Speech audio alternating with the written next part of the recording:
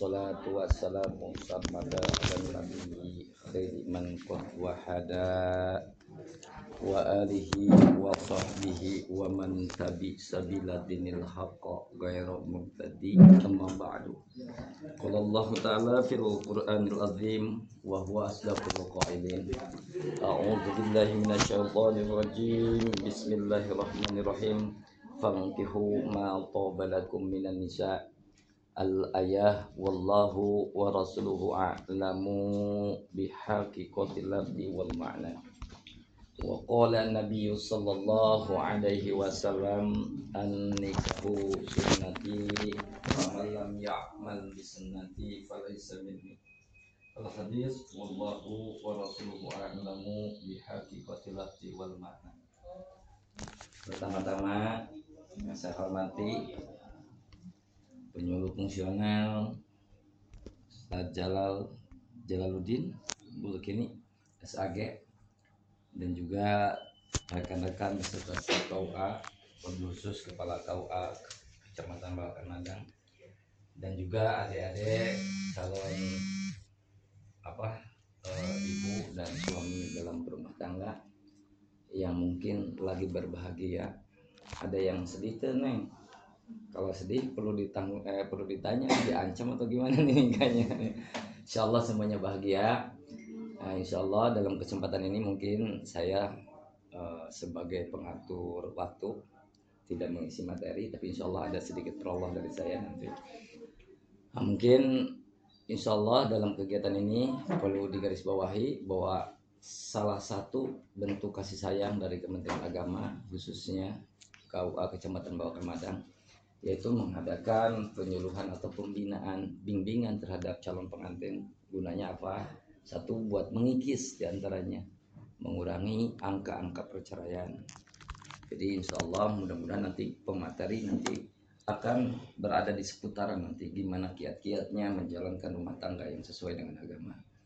Insya Allah mungkin nanti ada beberapa materi yang mungkin biar ini acaranya berjalan lancar, diturunkan keberkahan, hendak kita sama-sama insya Allah buka acara ini dengan membacakan surat Al-Fatihah bi barakati Ummul Quran Al-Fatihah.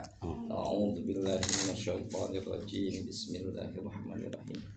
Alhamdulillahirabbil alamin arrahmanir rahim maliki yaumiddin iyyaka na'budu wa iyyaka nasta'in ihdinas siratal mustaqim Alhamdulillah, menunjukkan surat Al-Fatihah sebagai simbol pembukaan yang mana mudah-mudahan nih acara ini sampai akhir insyaallah rencananya pulang jam 5. Siap ya? Insyaallah saya harus siap. Karena kapan lagi? Karena kalau di luar negeri itu khususnya Malaysia itu 6 bulan itu sebelum pernikahan peserta pengantin itu harus datang per minggu, tiap minggu. Nah, kita mah cuma 1 hari. Makanya pulang jam 5 pun harus siap. Siap, Neng? Siap? Siap. Kalau nggak siap, gimana mau nikah nih? Siap nggak? Siap. Insya Allah. Tuh, Ustadz udah siap. Nanti Ustadz pulang jam 11 aja. Insya Allah nggak lama. Tapi insya Allah mudah-mudahan nanti ilmunya manfaat bisa diterapkan ya. Nah, mungkin agar mempersingkat waktu, pemateri yang pertama berita. Nah, insya Allah dari saya, mudah-mudahan ini setelah adanya dari sini, jadi gini. Yang namanya nikah itu, yang namanya pernikahan itu menggabungkan 2 isi kepala. Jadi menikah itu tidak mungkin adanya bohong kalau mencari persamaan. Meskipun laki-laki sama perempuan itu tetap pasti berbeda, tapi harus menyatukan visinya nih. Makanya sekarang tuh banyak ngobrolnya begitu antara calon perempuan sama laki-laki nih, ngobrol nih mau ngapain nih nikah. Saya juga dulu begitu. Jadi saya usahakan titip nih ke kalian yang mau belajar rumah tangga. Tetap saya juga masih belajar. Yang namanya rumah tangga itu bukan berarti saya senior nih, udah janggut melan udah ada putihnya misalnya. Tetap permasalahan itu pasti ada. Makanya dari awal nih harus disamain nih visinya. nikah tuh mau apa. Saya dulu sama mantan nih yang sekarang jadi istri, jadi bertujuan nikah itu satu, harus saya sebagai suami dan dia sebagai istri itu harus mendapatkan kebahagiaan yang sama, jadi balance, seimbang, harus begitu. Seorang laki-laki harus bahagia, seorang perempuan harus sama-sama bahagia. Jangan sampai ada istilah begini, kenapa setelah menikah dulu mah gemuk sekarang jadi kurus. Iya, punya istrinya gitu, main HP terus. Jangan sampai begitu. Kan sekarang musim ibu-ibu sekarang nih, kalau suami sakit apa coba? Bukan diobati, dibawa ke rumah sakit, bukan, dipoto ya. Tuh, foto suamiku sakit, emot sedih, aduh. Hari kedua masih sakit, dipoto lagi. Hari ketiga udah gak makan nih, gak bisa makan nih, suami keluar lagi, dipoto lagi. Hari keempat bikin status meninggal, dipoto. Suami sakit itu bukan diobatin tapi dipoto sekarang. Kurangin nanti. Jangan sampai ada istilah istri nggak ngurusin. Masak aja sekarang, masak air pun gosong. Jangan sampai gitu. Waktu sebelum nikah, wah update status masakan apapun ada. Tapi ketika masak, ketika berumah tangga itu nggak sampai ke sana. Sebaliknya juga nih, seorang suami nih, jangan sampai ada istilah istri yang terkekang. Semua pekerjaan dikerjaan sama istri. Kita enak kasih-kasih nih, bergadang malam-malam, banyak main Mobile Legend atau misalnya game online. Kesenangan-kesenangan sebelum nikah masih dibawa nih setelah nikah. Jangan sampai demikian. Itu kalau udah menikah itu harus begitu, harus sama-sama nih. Faktor perempuan memperoleh kebahagiaan yang sama, laki-laki juga harus memiliki kebahagiaan yang sama. Jadi adil. Ya. Tapi gimana caranya? Ada treatmentnya. Caranya kalau mau setelah menikah, Allah menakdirkan kita menjadi pasangan yang sama-sama bahagia, itu ada dua treatment. Yang pertama, sekarang nih, luruskan niatnya. Mau nikah tuh mau apa? Mau ngapain nikah, Neng? Mau ngerubah status KTP? Mau ngapain nikah? Hah? Mau ibadah? Berarti kalau udah mau ibadah, udah.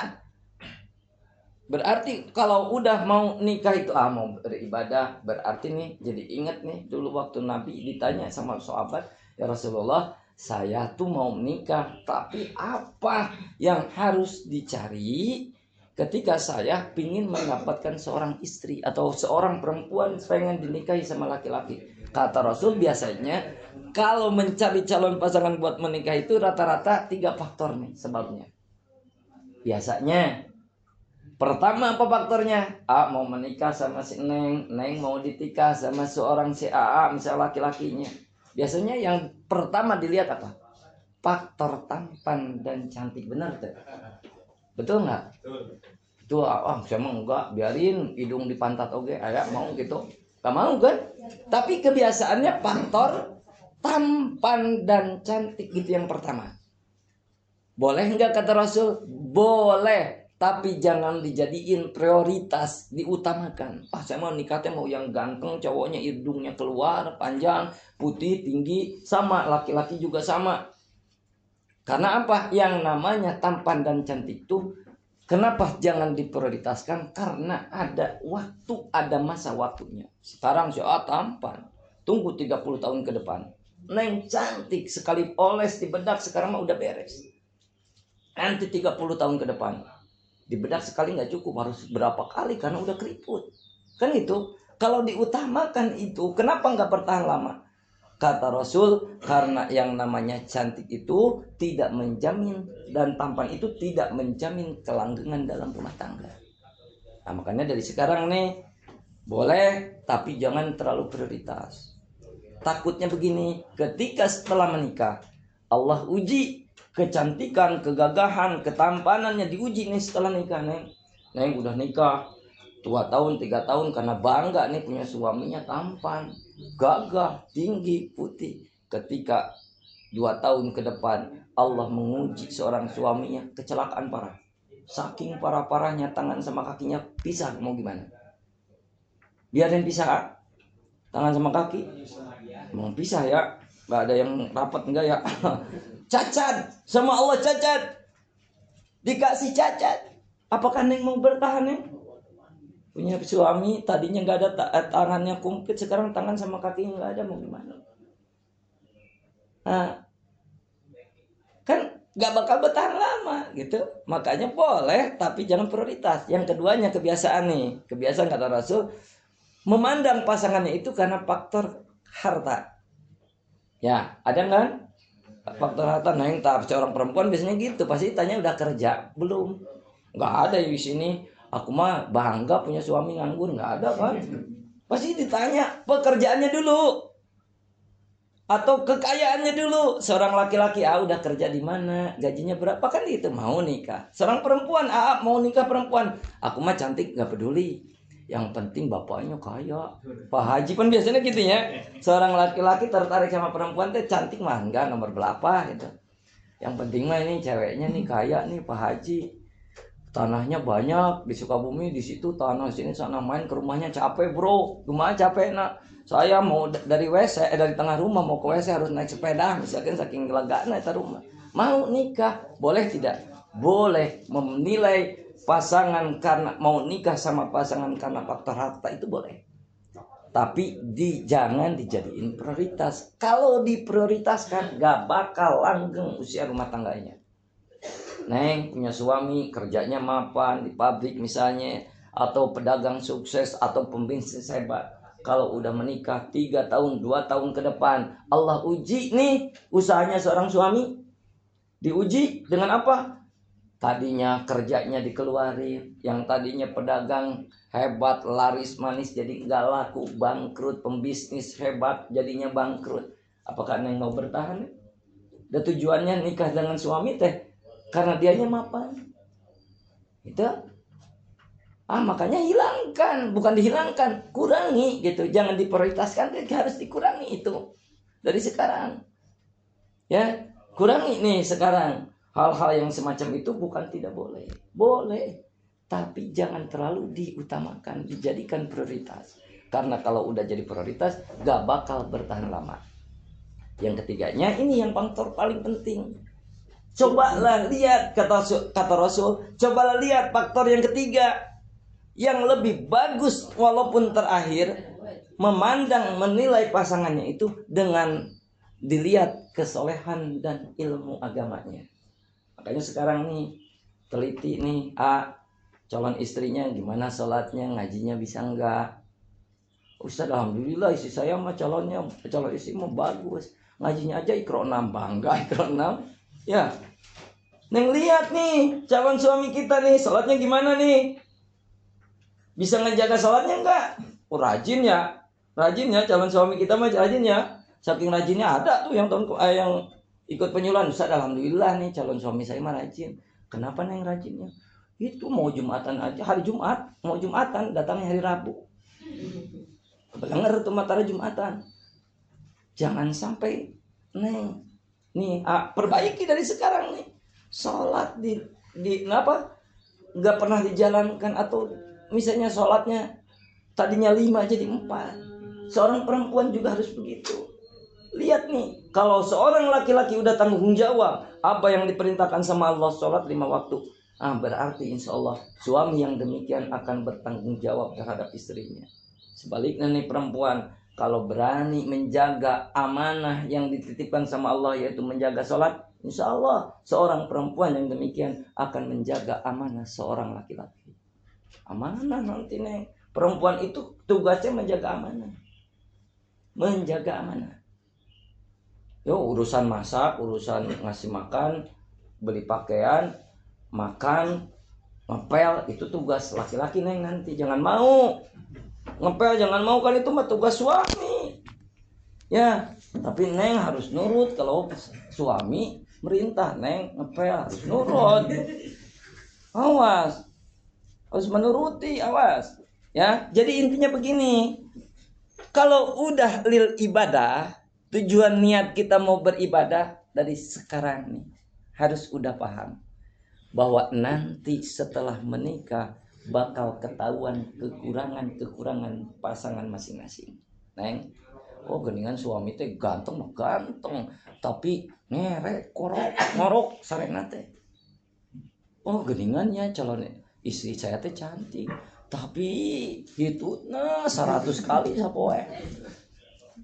Nanti banyak kartu kekurangan-kekurangan. Awas, harus dipersiapkan dari sekarang. Berani menerima kekurangan pasangan masing-masing. Kalau dari ibadah nggak ada lagi cerita. Kamu masaknya gitu, kelebihan garam wae. Misalkan asin teuing, misalkan nggak bisa masak. Itu harus siap dari sekarang. Ya, harus siap nih. Banyak kekurangan sekarang acting. Saya yakin acting semua. So, perempuan pernah nggak jalan-jalan nih sama calon suami kentut, nggak pernah kan? Paling ditanya mau itu yang kenapa? Kok merah-merah gitu? Enggak, lagi masuk angin pada pengen kentut ditahan. Kan gitu kebanyakannya acting sekarang. Tapi setelah menikah nggak bisa acting lagi. Kekurangan pasti tahu. Makanya siapkan dari sekarang, terima kekurangan pasangan masing-masing. Kalau bisa tutupi dengan kelebihan yang ada di kelebihannya masing-masing, ya. Jadi jangan ada pertengkaran karena kekurangan nanti. Karena niat nikah itu lil ibadah, berarti udah kekurangan itu tidak tidak ada dalam pasangan masing-masing. Jangan gitu, pokoknya jangan diceritain ke orang. Awas, perempuan kesukanya begitu, menceritakan kekurangan suami ke orang. Laki-laki juga sama, jangan, ya. Berarti pertama, kalau mau sama-sama mendapatkan kebahagiaan yang sama, yaitu luruskan niat, berarti lil ibadah. Ini mah nambahin doang gitu. Yang keduanya apa? Yang keduanya, kalau mau sama-sama bahagia, harus mensakralkan walimatul ursi. Nah, nanti perayaan pernikahan sakralkan. Dengan cara apa sakralkan teh? Satu, sakralkannya itu jangan sekali-kali nanti ketika walimatul ursi atau akad pernikahan, perayaan, berani meninggalkan sholat. Nih kebanyakan perempuan nggak mau sholat. Kenapa? Kan ini make up. Kan perempuan mah segala nempel, endos material nempel di dia semua. Burung, yo biru, yo hidung, yo pokoknya nama abu-abu gitu. Jika maling kotak amal jariah digebukan masa bengap gitu kan, ya segala ayah ditempel bedak. Nah, saking gak mau wudhu, kalau dicolok segini bedak. Kenapa nggak sholat? Itu nggak jadi penghalang buat sholat. Setting nanti ketika lagi walimatul ursi, nanti jam berapa nih ganti make up, setengah jam sebelumnya digilir nih, perempuan laki-laki dulu nih sholat. Nanti istrinya suruh, nih kewajiban pertama nanti suami ketika walimatul ursi ngingetin nih calon istrinya menjaga sholatnya, ya. So, kenapa demikian? Jangan sampai kita waktu walimatul ursi melanggar apa yang diperintahkan sama Allah. Gimana Allah menurunkan berkah terhadap acara kita? Karena kedepannya nih, bukan waktu itu nih. Ujian yang sesungguhnya bukan ketika resepsi pernikahan, tapi setelah resepsi pernikahan ke sana. Makanya perlu disakralkan itu, sholatnya dijaga.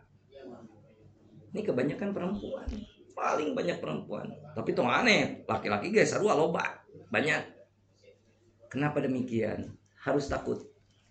Dalam kitab Bajatul Wasail, ketika orang meninggalkan sholat sekali seumur hidupnya, dari balik sampai meninggal sekali doang, meninggalkan sholatnya, Allah ngutus satu malaikat mawakil. Buat apa? Nulis orang yang berani meninggalkan sekali doang seumur hidup, min babinar, di atas pintu neraka. Gimana cara menghapusnya coba kalau udah ditulis di pintu neraka? Sekali komo kayak laki-laki mapoe, laki sholatnya maghrib doang, salat subuhna kemana? Gadang putingna. Awas. Nih, sholat itu kalau menurut guru saya nih, kata ulama, sholat itu diibaratkan anggota badan nih. Harus hati-hati nih, ingetin nanti. Pokoknya seorang istri harus ingetin sholatnya laki-laki. Diibaratkan anggota badan, anggota tubuh. Sholat maghrib sama sholat isya diibaratkan tangannya.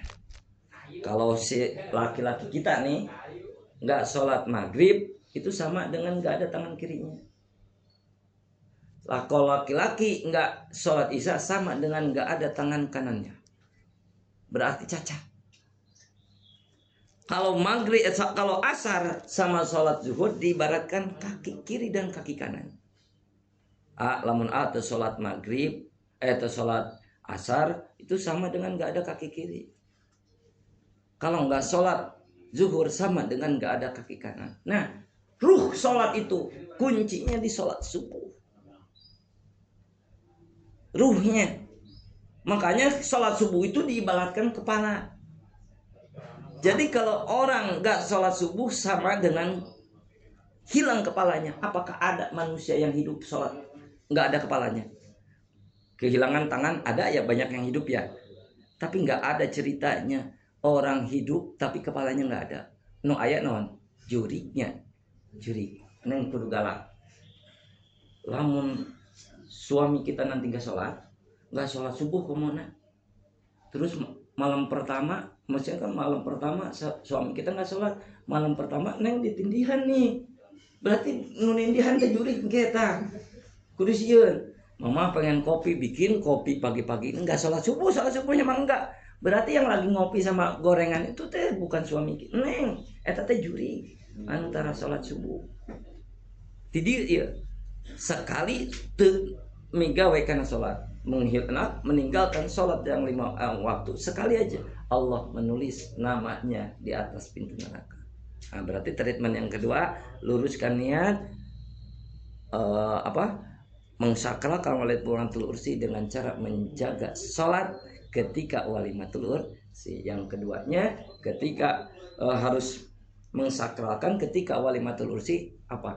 Dengan cara neng sama AA harus jadi pengemis nanti. Pengemis apa? Pengemis doa.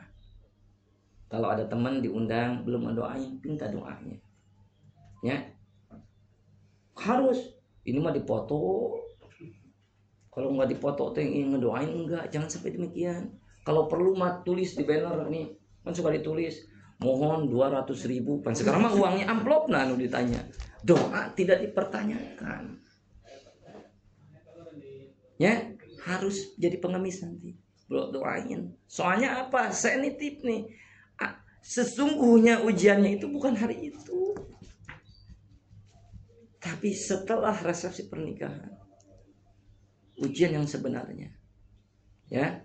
Pokoknya nanti ketika walimatul ursi, tolong doa dari setiap orang yang datang, minta. Ya, diminta terus-terusan minta. Karena apa? 40 orang yang berdoa, yang mendoakan kita dekati kaum, apalagi ribuan. Kan yang doa itu suka ratusan, ada yang 1.000, ada yang 12.000 sampai subuh belum beres mungkin acaranya. Gitu. Awas. Ya. Sebetulnya saya MC nih, punya kaca letot lagi nih. Hai, Ustaz Anas Ade